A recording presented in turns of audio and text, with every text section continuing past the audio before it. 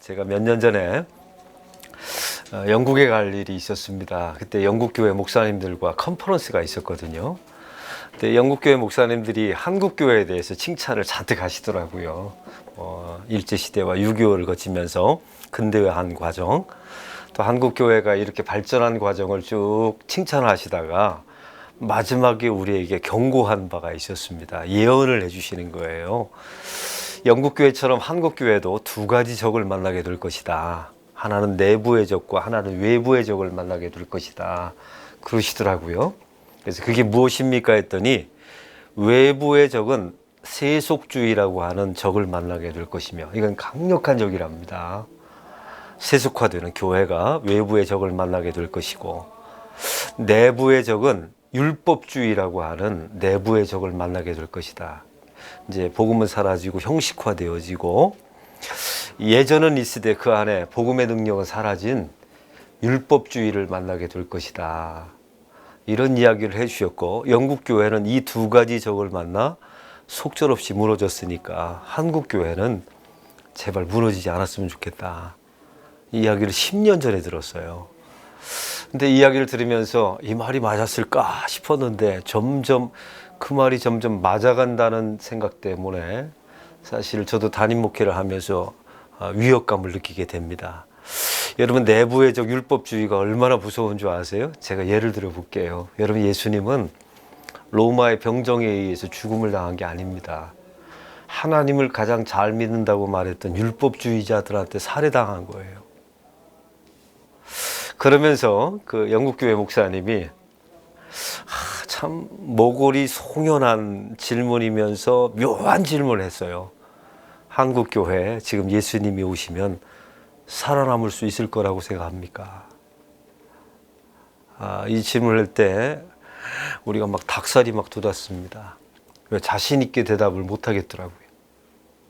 한국교회에 예수님이 오신다면 살아남을 수 있겠냐고. 오늘 그런 관점에서 오늘 본문을 좀 함께 나눴으면 좋겠습니다. 한 율법학자가 예수님을 찾아왔습니다.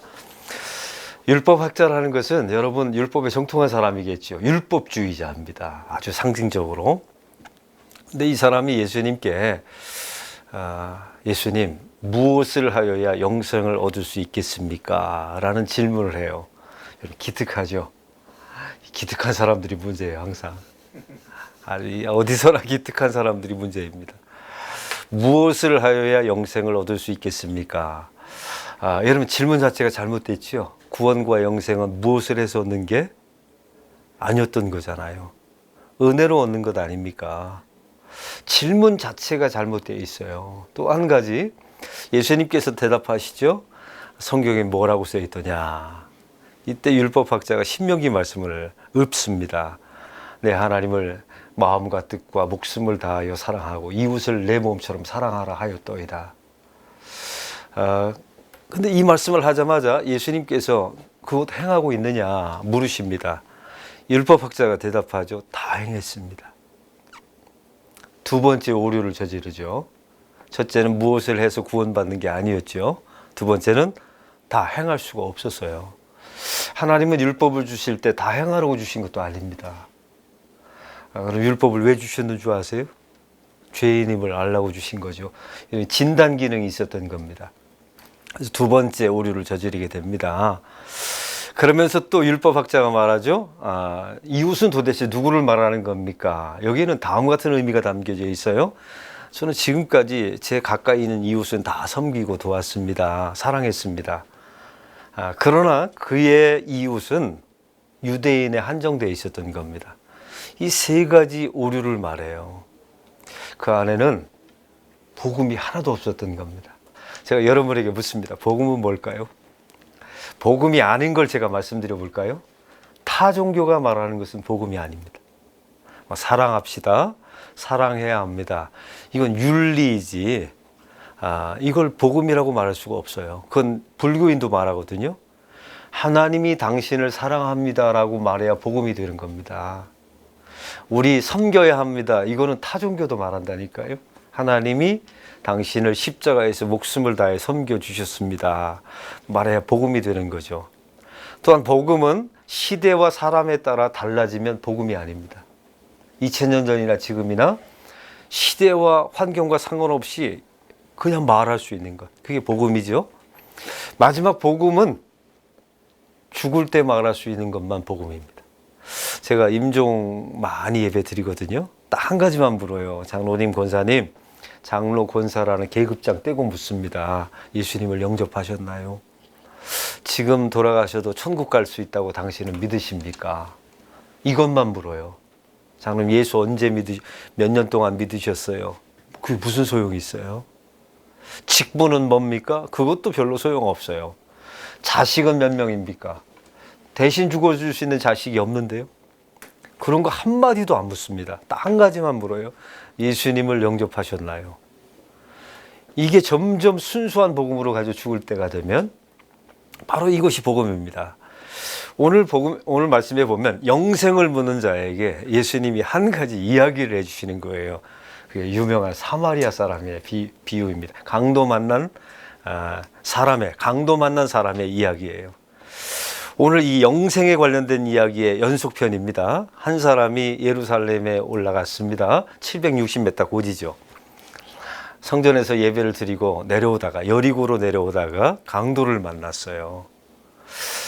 여러분, 이게 이렇게 생각하시면 안 됩니다. 당연히 제사장들과 서기관 사두개인들의 별장과 주택이 여리고에 있었거든요. 가보셨죠?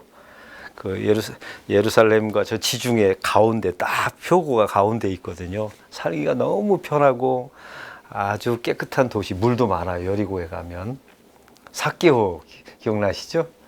바로 그 도시에 제사장들의 집이 있었단 말이에요. 제사장들은 예루살렘에서 예배를 집례하고 예루살렘은 좁으니까 여리고에 숙소를 둔 겁니다. 그러니까 이 사람들이 또 부자였거든요. 강도가 많았던 거예요. 근데 한 사람이 예루살렘에 올라갔다가 내려오다가 강도를 만났어요. 아, 강도가 많아서 그런가 보다. 이런 이야기가 아닙니다. 예루살렘에 올라갔으나 결국은 강도 만난 사람이 되었다는 겁니다. 그럼 묻습니다. 성경이 말하고자 하는 내용은 누구한테 강도를 만난 줄 아세요? 율법주의한테 강도를 만난 겁니다. 이게 성경상으로 이야기를 하면. 성전에 예배 올라갔으나 제사장한테 강도가 당한 거예요. 레위 사람들한테 강도를 당한 겁니다. 이게 이제 영적으로 해석하면 말이죠. 강도 만나서 한 사람이 누워 있습니다. 누가 지나갔습니까? 제사장, 레위 사람 다 그냥 지나가요. 왜요? 이 사람들은 율법주의를 상징하는 사람이라 누군가를 구원할 마음이 없어요. 자기의 이권과 자기의 자존심과 자기의 종교 행위만 남아있죠. 또한 누군가를 구원할 능력도 없어요. 그게 문제예요. 구원할 마음도 없고 구원할 능력도 없고. 그런 제사장과 레위 사람은 누구를 상징하는 인물입니까? 또 율법주의를 상징하는 인물이에요. 그냥 지나가 버려요. 근데 오늘 성경에 보니까 한 사마리아 사람이 지나가게 됩니다. 여러분, 사마리아 사람 아시죠? 아수르의 수도가 사마리아이지 않습니까? 혼혈 정책을 써서 사마리아 사람은 개 취급을 받았어요. 이 사람이 누군가를 접촉하면 부정한 사람이 되는 겁니다. 다시 말해 볼까요? 누군가를 구해서도 안 되고 구해주면 부정하다라는 말을 듣는 사람이에요.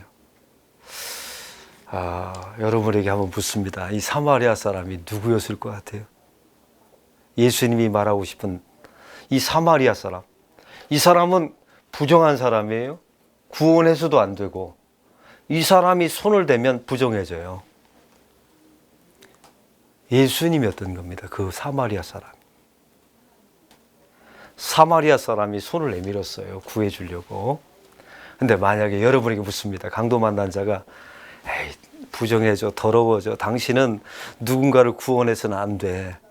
그게 세상의 통념이고 그게 우리가 알고 있는 거야 하고 그 구원을 손을 거절했다면 이 강도 만난 자는 어떻게 됐을까요? 죽었어요. 이건 죽는 확률이 100%입니다.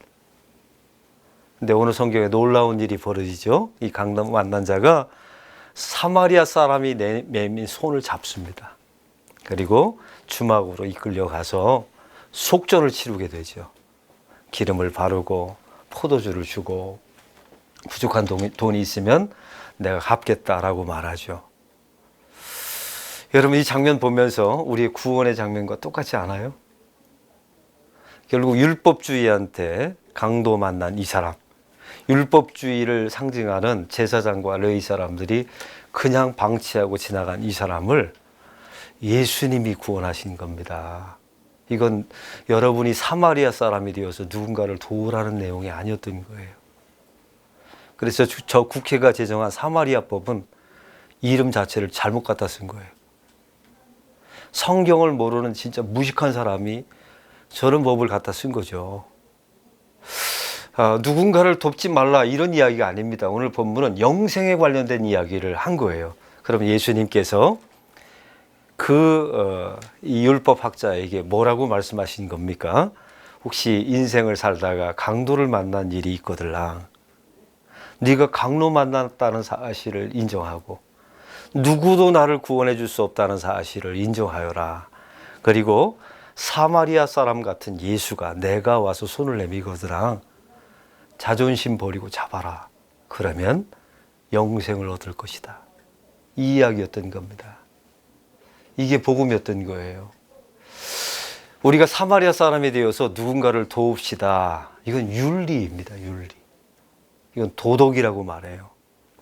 이 시대를 살릴 수 있는 유일한 방법은 저 예수가 우리에게 손을 내밀면 그 손을 잡으면 영생을 얻습니다. 라는 이 우리가 알고 있는 기본적인 이 복음을 끊임없이 전하고 끊임없이 강조하고 반복해서 한국교회가 살아나고 여러분의 언론을 통해서 한국교회가 바로 서는 역사가 일어나길 바랍니다.